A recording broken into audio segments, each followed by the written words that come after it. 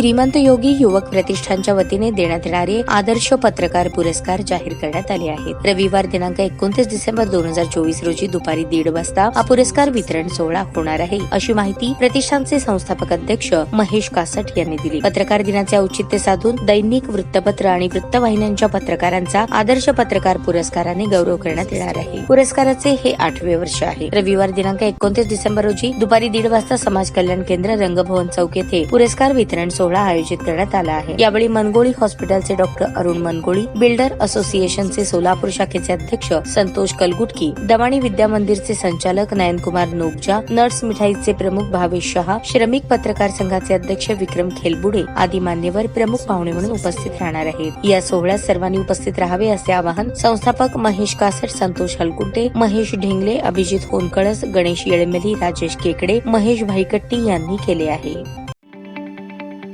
ताज्या बातम्या पाहण्यासाठी प्राईम महाराष्ट्र न्यूज चॅनलला सबस्क्राईब करा।